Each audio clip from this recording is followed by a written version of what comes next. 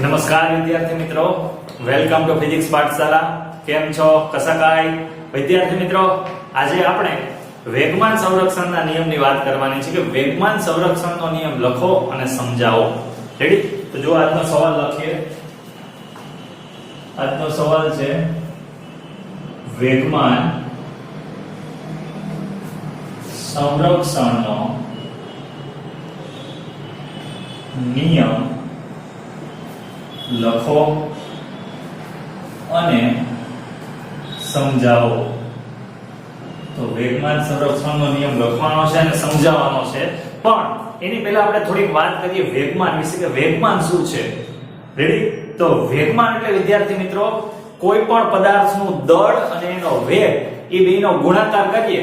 આ પદાર્થનું દળ અને આનો વેગ એ બેનો ગુણાકાર કરીએ તો આપણે શું મળે? પદાર્થનું વેગમાન મળે. ઉદાહરણ તરીકે આ પદાર્થ A છે, આનું દળ m છે. કેટલું છે? m. હવે આ પદાર્થનો વેગ આપણે v લઈએ તો આનું વેગમાનની સંજ્ઞા વિદ્યાર્થી મિત્રો p છે. p એટલે આપણે એને વેગમાન કહીશું. તો વેગમાન p બરાબર દળ ગુણ્યા એનો વેગ, એટલે આ શું મળી ગયું? પદાર્થનું વેગમાન. રેડી? તો આ તો આપણું પદાર્થનું વેગમાન. હવે આપણે પદાર્થ થોડા સમય પછી અહીંયા પહોંચે છે, એનું દળ બદલાવા નથી, પદાર્થનું દળ બદલાય નહીં, તો એનો વેગ બદલાવાનો છે. ધારો કે એનો વેગ u થઈ ગયો છે, તો અત્યારે એનું વેગમાન કેટલું કહી શકીએ? p બરાબર mu. આ એનું શું થઈ ગયું? વેગમાન. રેડી? તો વેગમાન એટલે પદાર્થનું દળ અને એનો વેગ, એને કહેવાય વેગમાન. હવે આની આપણે થોડી SI એકમની ચર્ચા કરી લઈએ કે SI એકમ શું આવે. તો જો દળનો SI એકમ છે કિલોગ્રામ, વેગનો SI એકમ છે મીટર પર સેકન્ડ. તો આખો ભેગો કરી દો એટલે વેગમાનનો કિલોગ્રામ મીટર પર સેકન્ડ. આ કોનો SI એકમ થઈ ગયો? વેગમાન. આનો બીજો SI એકમ પણ આપણે કહી શકીએ વિદ્યાર્થી મિત્રો, બળ એટલે ન્યૂટન. બળનો SI એકમ શું છે? કિલોગ્રામ મીટર પર સેકન્ડ સ્ક્વેર છે. તો આને ઉપર નીચે સેકન્ડ વડે ભાગી નાખો અને ગુણી નાખો તો કિલોગ્રામ મીટર પર સેકન્ડ. આ છે તો સેકન્ડ વડે ભાગો અને સેકન્ડ વડે ગુણો તો આખું શું બની જાય? કિલોગ્રામ મીટર સેકન્ડ પર સેકન્ડ સ્ક્વેર. હવે આને આપણે શું કહીએ છીએ? ન્યૂટન કહીએ છીએ. આ બળનો SI એકમ છે F નો, તો આને ન્યૂટન કહેવાય. તો આ આખો આપણે ન્યૂટન બને. તો બીજો SI એકમ બને ન્યૂટન ઇન્ટુ સેકન્ડ. તો વેગમાનના બે SI એકમ છે. રેડી? વેગમાનના બે SI એકમ છે, કિલોગ્રામ મીટર પર સેકન્ડ અથવા ન્યૂટન ઇન્ટુ સેકન્ડ. આ બે SI એકમ વેગમાનના છે. તો આ વેગમાન વિશે વાત થઈ ગઈ. રેડી? વેગમાન કોને કહેવાય? પદાર્થનું દળ અને એના વેગ બેનો ગુણાકાર, એટલે એને કહેવાય પદાર્થનું વેગમાન. હવે થોડીક બળ વિશે ચર્ચા કરી લઈએ કે બળ એટલે શું થાય. આ એક બળ છે, આ બળ એટલે શું? તો બળ એટલે આપણે ખબર છે કે m a આવે બળ એટલે. બીજું સૂત્ર શું આવે? તો પદાર્થમાં જે વેગમાનની વાત કરી p, તો વેગમાનમાં કેટલો ફેરફાર થયો? આ અંતિમ વેગમાન ધારો કે p2 કહી દઈએ, આ વેગમાન p1 કહી દે, તો વેગમાનમાં થતો ફેરફાર ડેલ્ટા p બરાબર શું થાય? p2 p1. તો આ વેગમાનનો ફેરફાર થઈ ગયો. તો ધારો કે અહીંયાથી અહીંયા વેગમાનમાં ફેરફાર થતા ડેલ્ટા t સમય લાગ્યો. કેટલો સમય લાગ્યો? Delta t. તો પદાર્થના વેગમાનમાં થતો ફેરફાર અને તે માટે લાગતા સમય, આ બેના ભાગાકારને કહેવાય બળ. રેડી? તો બીજું બળનું સૂત્ર આવ્યું, પદાર્થના વેગમાનમાં થતો ફેરફાર અને તે માટે લાગતો સમય, આને કહેવાય બળ. આ ન્યૂટનની ગતિનો બીજો નિયમ છે. કેટલામો? બીજો. ન્યૂટનની ગતિનો બીજો નિયમ આપણને બળનું સૂત્ર આપે છે. પહેલો નિયમ આપણને બળ વિશે કોઈ માહિતી આપતું નથી, એની મર્યાદા હતી, આપણે જોયું હતું. પણ બીજા નિયમમાં બળનું મૂલ્ય મળે છે. વેગમાનમાં થતો ફેરફાર અને તે ફેરફાર માટે લાગતો સમય, એ બેનો ગુણોત્તર, એટલે મળે આપણે બળનું મૂલ્ય. રેડી? તો આ તો આપણે બળ, આ ન્યૂટનની ગતિનો બીજો નિયમ. ત્રીજો નિયમની વાત કરી લઈએ છીએ. ત્રીજા નિયમમાં શું આવે છે વિદ્યાર્થી મિત્રો? ધારો કે આ બે પદાર્થ છે, આ બે A અને B ભટકાય છે, તો આ આના ઉપર કઈક બળ લગાડશે, આ પણ આના ઉપર કઈક બળ લગાડશે, તો આ પદાર્થ A પર B વડે લાગતું બળ, તો આ B વડે A પર લાગતું બળ, આ બળ છે. રેડી? તો એ લખી દઈએ. આ F પદાર્થ A ઉપર બળ લાગે છે, કોના વડે? B વડે. આ પદાર્થ B ઉપર બળ લાગે છે, કોના વડે?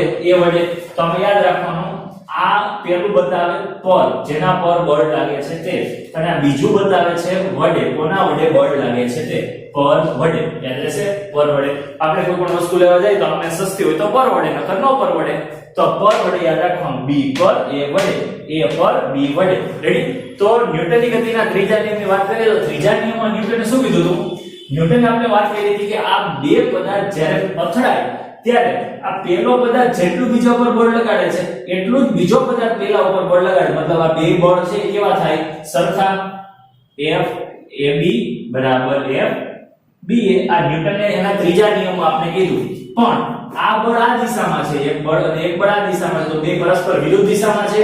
તો ન્યૂટને એવું કહ્યું હતું કે આ બે બળ છે ઈ પરસ્પર વિરુદ્ધ દિશા અને સમાન મૂલ્યના હોય. બેની દિશા વિરુદ્ધ એટલે બેમાંથી એક બળને આપણે શું કહેવું પડે? ઋણ કહેવું પડે.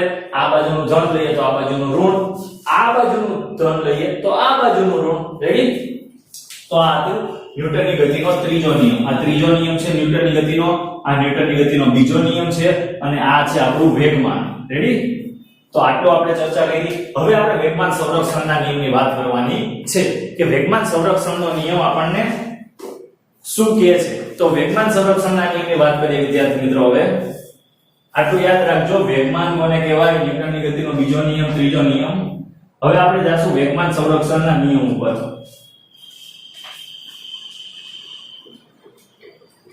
હવે જે આપણો આજનો સવાલ છે એના ઉપર ધ્યાન વિદ્યાર્થી મિત્રો કે વેગમાન સંરક્ષણનો નિયમ લખો અને સમજાવો. હવે ધારો કે બે કોણ છે, ધારો કે આપણે બે કોણ લઈ લઈએ, આ કોણ A અને આ કોણ B. આ બે કોણ છે તો આ બે કોણોની આંતરક્રિયા થાય છે, બે અથડાય છે. તો આંતરક્રિયા કરતા બે કોણો, આ બે કોણો શું કરે છે? આંતરક્રિયા કરે. ધારો કે આ બાજુ ગતિ કરે છે, આ બાજુ ગતિ કરે છે. આનો વેગ ઓછો છે, આનો વેગ વધારે છે, તો આ બે ભટકાશે. તો આંતરક્રિયા કરતા બે કણો અલગ કરેલા તંત્રમાં વિચારીએ તો આ બેયનું કુલ વેગમાન કેવું રહે? અચળ. અથડાયા પહેલા જેટલું વેગમાન હોય એટલું જ અથડાયા પછી હોય. રેડી? તો એને કહેવાય વેગમાન સંરક્ષણનો નિયમ. ફરીથી આ કોણ A, આ કોણ B, આ બે અથડાય તો અથડાયા પહેલા જે વેગમાન હશે, વેગમાન એટલે P, દળ ગુણ્યા એનો વેગ. આ પહેલાનું બેનું જે વેગમાન હશે એનો સરવાળો અને અથડાયા પછીના વેગમાનનો સરવાળો સરખો હોવો જોઈએ. એને કહેવાય વેગમાન સંરક્ષણનો નિયમ. એટલે બેના વેગમાનનું શું થયું? સંરક્ષણ, પહેલાનું અને પછીનું. રેડી? આ છે વેગમાન સંરક્ષણનો નિયમ. જો આપણે લખીએ,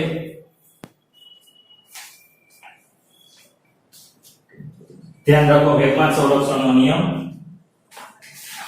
આંતરક્રિયા કરતા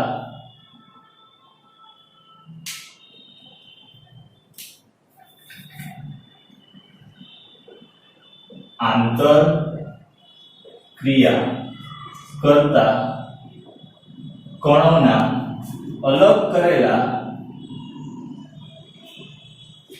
તંત્રનું કુલ વેગમાન અચળ રહે છે. રેડી? આ છે વેગમાન સંરક્ષણનો નિયમ.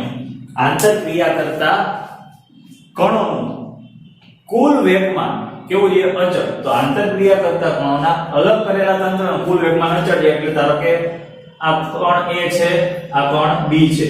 ધારો કે આ શરૂઆતમાં આનું વેગમાન છે PA, આનું શરૂઆતનું વેગમાન છે PB. હવે બે અથડાશે તો આ સિચ્યુએશન હશે A અને B. અથડાયા પછી પદાર્થ A અને પદાર્થ B પાછા બે છૂટા પડી ગયા છે. રેડી? અથડામણ પછી આ પદાર્થનું વેગમાન ધારો કે બદલાઈને થઈ ગયું PA' અને આનું વેગમાન થઈ ગયું PB'. તો શરૂઆતનું વેગમાન અને અંતિમ વેગમાન એનો સરવાળો બે સરખો હોય તો શરૂઆતનું વેગમાન કેટલું છે? PA + PB. અંતિમ વેગમાન PA' + PB'. તો આ બે સરખું આવવું પડે. આ આપણે સાબિત કરવાનું છે જે વેગમાન સંરક્ષણનો નિયમ છે. નિયમ લખો આપણે, આંતરક્રિયા કરતા એટલે આ બે પદાર્થ ભટકાય છે, ભટકાવો એટલે આંતરક્રિયા કરવી. આંતરક્રિયા કરતા કણોના અલગ કરેલા તંત્ર એટલે આ બે સિવાય બીજું કોઈ આમાં છે અને આ બે અલગ કરેલા છે. અલગ કરેલા તંત્રનું કુલ વેગમાન કેવું રહે? અચળ. તો વેગમાન વિશે વાત કરી આપણે. તો આ વેગમાનનો કુલ પહેલાનો સરવાળો અને અથડામણ પછીનો સરવાળો બે સરખો મળે. ધારો કે આનું વેગમાન શરૂઆતમાં ધારો કે 7 હતું, આનું 3 હતું. હવે આ અથડામણ તો આનું વેગમાન 5 થઈ ગયું અને 2 આને આપી દીધું તો આનું 5 થઈ ગયું. 3 માંથી 5 થયું, આનું 7 માંથી 5, આનું વધ્યું, આનું ભટકાણવાનું વધ્યું. બેનો સરવાળો કરો કેટલો થાય છે? 10. આ બેનો સરવાળો કરો કેટલો થાય છે? 10. તો જો પ્રારંભિક વેગમાન અને અંતિમ વેગમાન કેવા છે? સરખા છે. તો આપણે ધારી લઈએ, ધારો કે A અને B અલગ કરેલા તંત્ર છે. કણ A અને B એ અલગ કરેલા તંત્ર છે. રેડી? A અને B એ અલગ કરેલા તંત્ર છે. તો પેલા પદાર્થ A ની વાત કરી દઈએ. તો પેલા પદાર્થ A માટે એની હારે આપણે વાત કરતા જઈએ પદાર્થ B માટે. પદાર્થ B માટે આ બંનેની હારે વાત કરી દઈએ. પદાર્થ A માટે પ્રારંભિક વેગમાન તો આપણે જોયું પદાર્થ A નું પ્રારંભિક વેગમાન. આ બધું પદાર્થ A છે એટલે લખતાથી ડાયરેક્ટ લખીએ પ્રારંભિક વેગમાન બરાબર p એ લઈ લઈએ આપણે. રેડી? તો સેમ એવું આ બાજુ પદાર્થ B નું પ્રારંભિક વેગમાન શું લીધું હતું? પ્રારંભિક વેગમાન બરાબર pb. આ બાજુ અંતિમ વેગમાન લખીએ પદાર્થ B નું A નું અંતિમ વેગમાન pa ડેશ લઈ લે. હવે એની દિશા આપને ખબર છે, દિશા આલે દર્શાવીએ. રેડી? સદિશ સ્વરૂપે પદાર્થ B નું અંતિમ વેગમાન તો એને પણ દિશા સ્વરૂપે pb ડેશ. રેડી? હવે ધ્યાન રાખો વેગમાનમાં થતો ફેરફાર તો અંતિમ વેગમાન માઈનસ પ્રારંભિક વેગમાન. તો વેગમાનમાં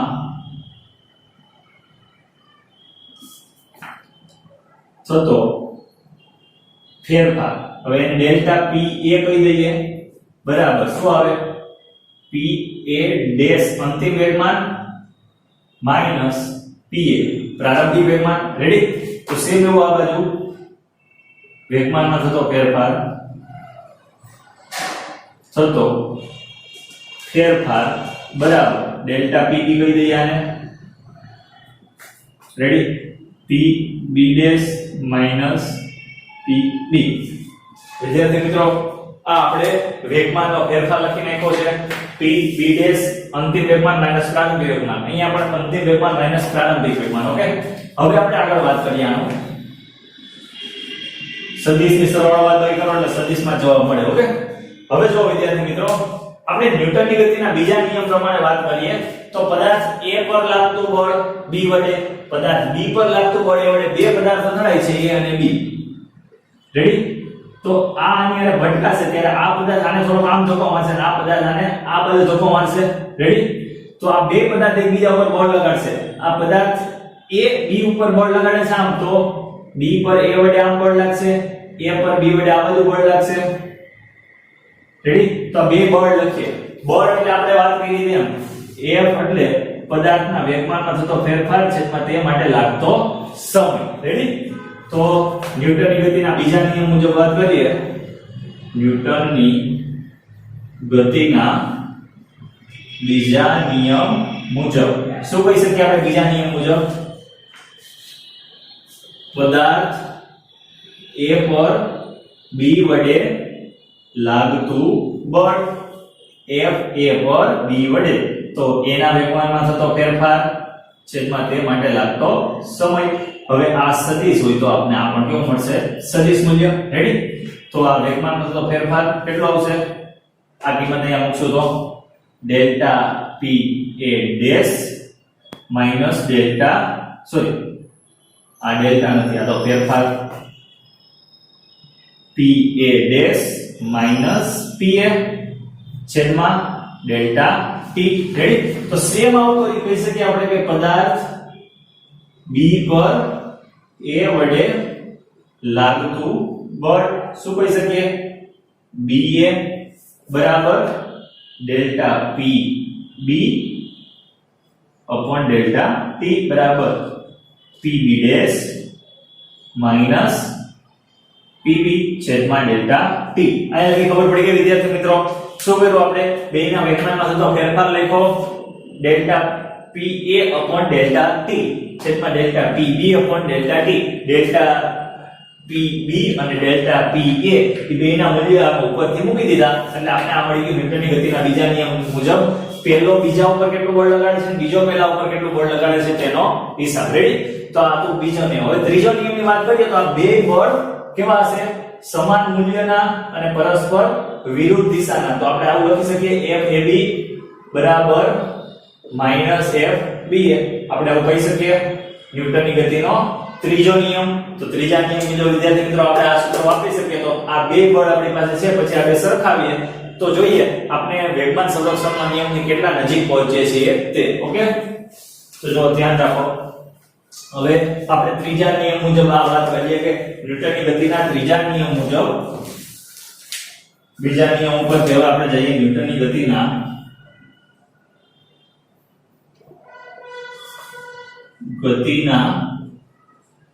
ત્રીજા નિયમ મુજબ ન્યૂટનની ગતિના ત્રીજા નિયમ મુજબ જો વિદ્યાર્થી મિત્રો આપણે વાત કરીએ તો ત્રીજા નિયમ મુજબ આપણે શું કહી શકીએ? પદાર્થ A પર B વડે લાગતું બળ અને B પર A વડે લાગતું બળ. તો જો એ બે કેવા છે? સમાન મૂલ્યના અને પરસ્પર વિરુદ્ધ દિશા એટલે એકબીજા નિશાની રૂલ લેવી પડશે. તો A પર B વડે લાગતું બળ, આ બાજુ માઈનસ લેવાનું B પર A વડે લાગતું બળ, કેમ કે દિશા B ની વિરુદ્ધ હોય એટલે એક ઋણ આપશે. તો અહીં જો આની વાત કરીએ તો A પર B વડે લાગતું બળ બરાબર માઈનસ B પર A વડે લાગતું બળ. આપણે આવી રીતના લખી શકીએ. તો જો વિદ્યાર્થી મિત્રો આ બે બળના મૂલ્યો અહીંયા થેલાની અંદર મૂકીએ તો અહીંયા લખે બાજુમાં શું કહેવામાં આવે? જો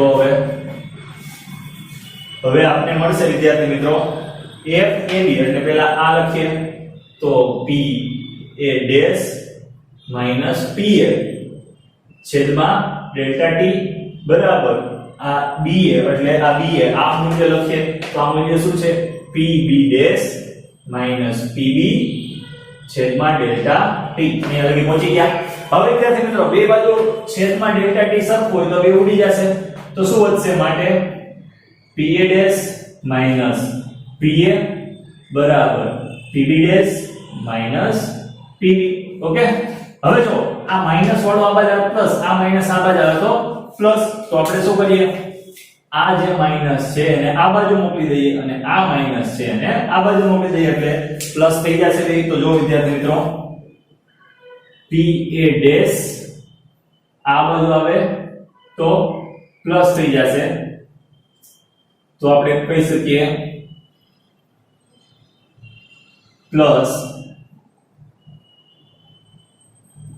PB બરાબર PB dash minus PA. Ready? ક્યાં લોચો લાગે છે વિદ્યાર્થી મિત્રો? વેગમાનમાં થતો ફેરફાર. જો આપણે આ માઈનસ નિશાની ભૂલી ગયા મૂકતા. ક્યાં લોચો? અહીંયા આગળ માઈનસ નિશાની હતી આખાની આગળ, તો આની પણ આગળ શું રહેશે? માઈનસ નિશાની આવશે.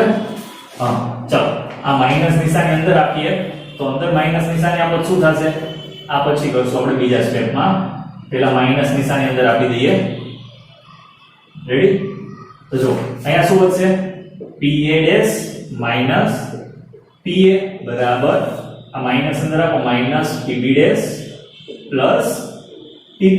ઓકે, હવે જો માઈનસ છે આ માઈનસ ને આ બાજુ મોકલી દઈએ, આ માઈનસ ને આ બાજુ મોકલી દઈએ તો જો હવે શું થશે? હવે વિદ્યાર્થી મિત્રો થશે PA ડેશ તો એમના રહેશે, આ માઈનસ આ બાજુ જશે તો પ્લસ થઈ જશે PB ડેશ. હવે આ પ્લસ માઈનસ આ બાજુ જશે તો PA પ્લસ થઈ જશે અને આ PB તો એમના રહેશે પ્લસ જ હતું. રેડી? તો જો તો ડેશ વાળા અંતિમ છે અને ડેશ વગરના પ્રારંભિક છે. તો આ અંતિમ વેગમાન બેના અને બેના પ્રારંભિક વેગમાનનો સરવાળો બે બરાબર છે. તો આપણે કહી શકીએ કે આમ પદાર્થના પ્રારંભિક વેગમાનનો સરવાળો અને અંતિમ વેગમાનનો સરવાળો સમાન છે. તો વેગમાનનું સંરક્ષણ થઈ ગયું. વેગમાન ઘટ્યું પણ નથી અને વધ્યું પણ નથી. બે કેવા છે? સરખા. પ્રારંભમાં પદાર્થ A નું વેગમાન પદાર્થ B નું વેગમાન બેનો સરવાળો એટલે કુલ વેગમાન. આ પદાર્થ એનું અંતિમ વેગમાન, પદાર્થ B નું અંતિમ વેગમાન, બેનો સરવાળો એટલે કુલ અંતિમ વેગમાન, બે કેવા એવા સરખા. રેડી? તો પદાર્થ A અને B ના પ્રારંભિક અને અંતિમ વેગમાન સરખા છે એટલે વેગમાનનું શું થયું? સંરક્ષણ. તો આ નિયમને કહેવાય વેગમાન સંરક્ષણનો નિયમ. અને વિદ્યાર્થી મિત્રો ખાસ નોંધવા જેવી બાબત કે આ નિયમ છે એ પ્રોટોન, ન્યુટ્રોન, ઇલેક્ટ્રોન અને ગ્રહો અને તારાઓ જેવા મોટા અને પ્રોટોન, ન્યુટ્રોન, ઇલેક્ટ્રોન જેવા સૂક્ષ્મ કોઈ પણ પદાર્થ માટે આપણે લાગુ પાડી શકીએ. સૂક્ષ્મ પદાર્થ હોય અથવા બહુ વિશાળ પદાર્થ હોય, બધા પદાર્થ માટે આ વેગમાન સંરક્ષણનો નિયમ એકદમ 100% સાચો છે. રેડી વિદ્યાર્થી મિત્રો? તો આ તો આપણે આખો વેગમાન સંરક્ષણનો નિયમ. પહેલા આપણે એની વ્યાખ્યા લખી, પછી બે પદાર્થ ધારી લીધા, એનો આપણે એક તંત્ર બનાવી દીધું. પદાર્થ A નું વેગમાન, પદાર્થ B નું વેગમાન, બેમાં થતો ફેરફાર લખ્યો. ન્યૂટનની ગતિનો બીજો નિયમ વાપર્યો. બીજા નિયમમાં આપણે શું કીધું હતું કે પદાર્થના વેગમાનમાં થતો ફેરફાર અને તે માટે લાગતો સમય એટલે આપણે બળ આપે. તો A ઉપર લાગતું બળ, B ઉપર લાગતું બળ બે લખી નાખ્યા. પછી આપણે ત્રીજા નિયમમાં ન્યૂટન એવું કીધું કે બે બળ છે એ પરસ્પર વિરુદ્ધ દિશાના અને સમાન મૂલ્યના હોય. તો આ વિરુદ્ધ દિશા એટલે માઈનસ અને સમાન મૂલ્ય એટલે બે બરાબર. તો આ A ઉપર લાગતું બળ, B પર લાગતું બળ, અહીંયાથી બે બળ મૂક્યા, છેદ ઉડી ગયા, માઈનસ અંદર ગુણી દીધું, માઈનસ સામે મૂકી દીધું એટલે પ્લસ થઈ ગયું. તો આપણે મળી ગયું વેગમાન સંરક્ષણનો નિયમ. એટલે સાબિતી કે બે વેગમાન કેવા છે? શરૂઆતના અને અંતિમ સમાન છે. વિદ્યાર્થી મિત્રો આખા લેક્ચરની સંપૂર્ણ તૈયારી કરી નાખો. નવા લેક્ચરમાં આપણે આગળના સવાલ સાથે ફરીથી મળીશું. Thank you.